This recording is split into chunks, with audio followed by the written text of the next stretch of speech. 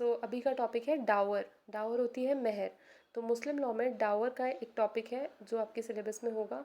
वैसे तो इतना इम्पोर्टेंट टॉपिक नहीं है, बट अगर आपको फुल अच्छे नंबर स्कोर करने हैं तो आप पढ़ लो, और अगर आपके पास बिल्कुल टाइम नहीं बचा है कि लास्ट मोमेंट स्टडीज़ है, तो इसको आप फिर भी थोड़ा नीचे रख सकते हो कि 10 नंबर का क्वेश्चन तो इससे बिल्कुल नहीं आएगा, 10 या 15 20 जितने का भी, बट 2-4 नंबर का इसमें से निकल जाए तो निकल जाए। डावर। तो अब डावर होती है मेहर मुस्लिम लॉ में। ठीक है। कंसीडरेशन होती है ये जो हस्बैंड देता है वाइफ को।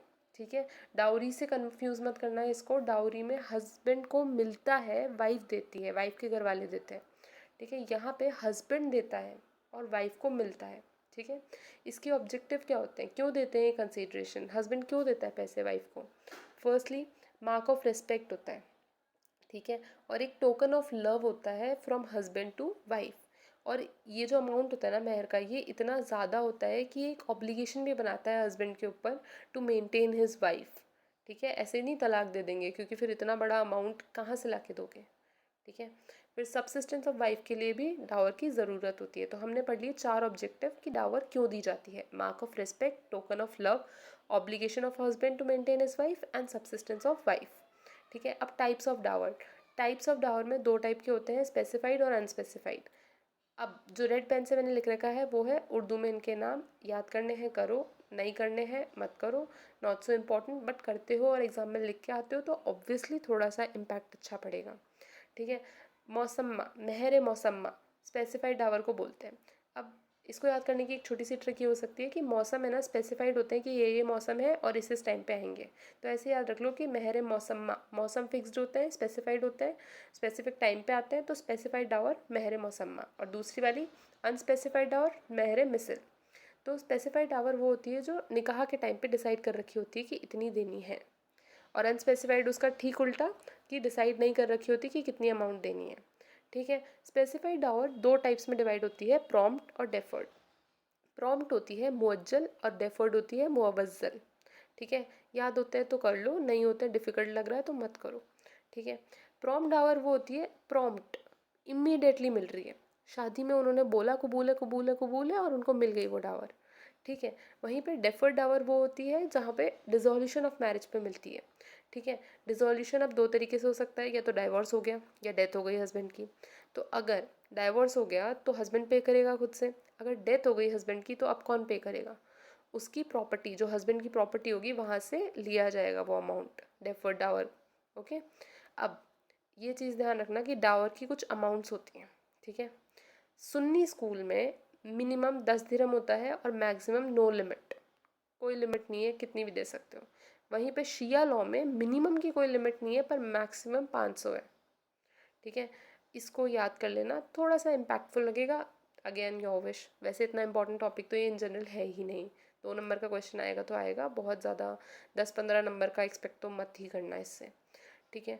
डावर और मेहर। नॉन पेमेंट, अब नॉन पेमेंट हो गया, नहीं दिया डावर हस्बैंड ने, तो क्या होगा? वुमेन के पास क्या राइट्स हैं? फर्स्टली वो रिफ्यूज़ कर सकती है कि मुझे तुम्हारे साथ नहीं रहना, रिफ्यूज़ टू कोहैबिट। ठीक है। ऑब्वियसली वो मैरिटल ऑब्लिगेशंस फुलफिल करने से पीछे हट जाएगी कि मैं रहूँगी नहीं तुम्हारे साथ, कोई भी मैरिटल ऑब्लिगेशंस फुलफिल नहीं करूँगी। सेकेंडली डिमांड डॉर कर सकती है एज डेट, कर्जे की तरह वो अपने डावर को, अमाउंट को डिमांड कर सकती है। Third is right of lien, right to lien और possess the property. Right to lien ना एक राइट होता है जिसको वो एक्सरसाइज कर सकती है, जिसमें वो पजेस कर सकती है हस्बैंड की प्रॉपर्टी अपने पास तब तक जब तक वो उसको अमाउंट पे नहीं कर रहा है।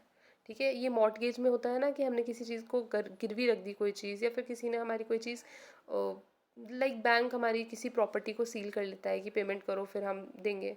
तो वही चीज़ है यहाँ पे कि आप प्रॉपर्टी पे कब्जा कर सकते हो तब तक जब तक अमाउंट पे नहीं की गई। वही है राइट टू लियन। ठीक है। अब मेहर के थोड़ा डिटेल में पढ़ लेते हैं। शॉर्ट में मैंने सब कुछ बता दिया है, माइंड मैप यही था, अब इसको थोड़ा डिटेल में पढ़ेंगे। मेहर। मेहर क्या होती है? एक अमाउंट होती है जो इम्पोज होती है हस्बैंड पे, जिसको वो as a mark of respect and token of love अपनी वाइफ को देता है शादी के टाइम पे। कंसीडरेशन होती है। ठीक है। अब स्पेसिफाइड और अनस्पेसिफाइड 2 टाइप की होती है। स्पेसिफाइड फिर से 2 टाइप में डिवाइड हो जाती है, प्रॉम्प्ट और डेफर्ड। ठीक है। स्पेसिफाइड डावर जो होती है वो शादी के टाइम पर स्पेसिफाई होती है, और अगर हस्बैंड माइनर है तो अब कौन डिसाइड करेगा? तो डावर का जो कॉन्ट्रैक्ट होगा वो हस्बैंड के गार्डियन कर लेंगे, ठीक है। हस्बैंड के गार्डियन उनके फादर कर सकते हैं। अब ये है ना, स्पेसिफाइड टावर दो टाइप्स की होती है, प्रॉम्प्ट और डेफर्ड। प्रॉम्प्ट वो होती है जो शादी के टाइम पे इमीडिएटली पे कर दी जाती है, ठीक है, if demanded by the wife. Secondly deferred dower वो होती है जो डिसोल्यूशन ऑफ मैरिज पे करी जाती है, बाय डेथ हो गया या बाय डिवोर्स हो गया। अगर डेथ हो गया तो हस्बैंड की प्रॉपर्टी से एक्वायर की जाएगी वो अमाउंट। डिसोल्यूशन हुआ है अगर मैरिज का बाय डिवोर्स, ठीक है, तो उसमें भी अब दो कंडीशंस हो सकती हैं, कंज्यूमेटेड मैरिज हो सकती है, नॉन कंज्यूमेटेड मैरिज हो सकती है। कंज्यूमेटेड मैरिज वो है जिसमें मैरिटल ऑब्लिगेशंस फुलफिल्ड थे, सेक्सुअल इंटरकोर्स हो चुका है, तो वहाँ पे पूरी की पूरी अनपेड डावर आपको मिल जाएगी। वहीं पे अगर आपकी शादी डिज़ोल्व हो गई है लेकिन आपकी शादी कंज्यूमेट ही नहीं हुई थी, नॉन कंज्यूमेटेड मैरिज है, तो वहाँ पे आपको आधा ही अमाउंट मिलेगा स्पेसिफाइड डावर का, ठीक है। If dower is not paid to the wife, अगर वो वाइफ को डावर नहीं मिली है और वाइफ की डेथ हो जाती है, तो अब जो डावर है क्या उसको पेमेंट ही नहीं करना है? नहीं, हस्बैंड को पे करना पड़ेगा, लेकिन किसको करेगा वो पेमेंट? वाइफ के ईयर्स को, ठीक है। अगर उसने नहीं किया तो जो एयर्स हैं वो क्या कर सकते हैं, फाइल कर सकते हैं एक सूट, ठीक है, 3 साल के अंदर, ताकि पेमेंट करवाओ, ठीक है। अब अनस्पेसिफाइड डावर को बोलते हैं प्रॉपर डावर। एक्चुअली इसको प्रॉपर डावर इसलिए बोलते हैं क्योंकि अनस्पेसिफाइड अमाउंट होता है, कोई स्पेसिफाइड अमाउंट तो होता नहीं है। कई बार तो वाइफ खुद से मना कर देती है कि मुझे चाहिए ही नहीं। उस केस में भी अगर वाइफ खुद से मना कर रही है, अपनी पूरी होशो आवाज़ में अपनी मर्ज़ी से मना कर रही है, तो भी वो एलिजिबल है कि वो डाइवोर्स के बाद ले सकती है डावर, ठीक है। ये प्रॉपर डावर के लिए तो वो एलिजिबल होती है। अनस्पेसिफाइड डावर को प्रॉपर डावर इसलिए कहा जाता है क्योंकि अमाउंट तो डिसाइडेड नहीं है, लेकिन फिर भी एक प्रॉपर अमाउंट आपको मिल जाएगी, ठीक है, आपकी सब्सिस्टेंस के लिए, लाइफ के लिए, ठीक है। अब यहाँ पे क्या चीज़, कुछ चीज़ों को ध्यान में रखते हुए आपको, कुछ कंसिडरेशंस को ध्यान में रखते हुए आपको मिलेगी वो अमाउंट। वो क्या होगी? फर्स्टली जो वाइफ है उसके फादर का और उसकी फैमिली का सोशल पोजीशन क्या है सोसाइटी में। सेकेंडली उसके खुद के क्या क्वालिफिकेशंस हैं, उसकी एज कैसी है, क्या है, उसकी ब्यूटी कितनी है, Fortune, understanding and all this, फलाना ढिमकाना देख लेना, ठीक है। Third is the amount find upon her female paternal, हाँ, तो ये वो है कि उसकी जो वाइफ है उसकी बहन वगैरह को कितना अमाउंट मिला था डावर में, तो उस चीज़ को भी ध्यान रखा जाएगा। एंड फोर्थ कि सोशल पोजीशन क्या है हस्बैंड की, हस्बैंड कितना दे सकता है वो भी देखेंगे। तो फर्स्टली 4 कंडीशंस हमने देखी। फर्स्टली वाइफ के पापा की और उसकी फैमिली की पूरी सोशल पोजीशन। सेकेंडली वाइफ के खुद के क्वालिफिकेशंस, उसका विजडम, वर्च्यू, अंडरस्टैंडिंग, ब्यूटी, ठीक है। थर्ड हमने पढ़ा कि उसकी जो वाइफ की सिस्टर वगैरह है फैमिली में, उनको कितना मिला था डावर। और फोर्थ कि हस्बैंड की और क्या सोशल पोजीशन है, ठीक है। अमाउंट ऑफ डावर हमने पढ़ ही लिया। अमाउंट फिक्स्ड होती है, हमने ऊपर पढ़ा था ना कि 10 दिरहम सुन्नी लॉ में मिनिमम होता है और मैक्सिमम नो लिमिट। वहीं पे शिया लॉ में नो लिमिट मिनिमम, पर मैक्सिमम कितना होगा? 500 दिरहम, ठीक है। अब यहाँ पे थोड़ा सा और डिटेल में देख लो कि हनाफी स्कूल में 10 दिरहम्स होता है मैक्सिमम, ठीक है, और मलिकी लॉ में 3 दिरहम्स, ठीक है। तो ये सब वैसे इतना इम्पोर्टेंट नहीं है, एक बार देख लेना। अंडर शिया लॉ मैंने बता दिया 500 दिरहम, ठीक है, उससे ज़्यादा नहीं दे सकते।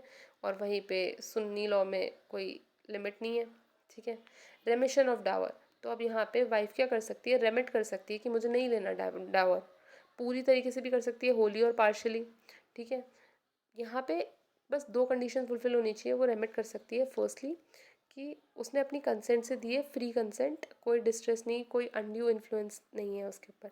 एंड सेकेंडली उसने प्यूबर्टी अटेन कर लिया, ठीक है, 18 की हुई है नहीं हुई है कोई फ़र्क नहीं पड़ता, पर प्यूबर्टी अटेन कर लिया। दैट इज़ ऑल डावर के लिए।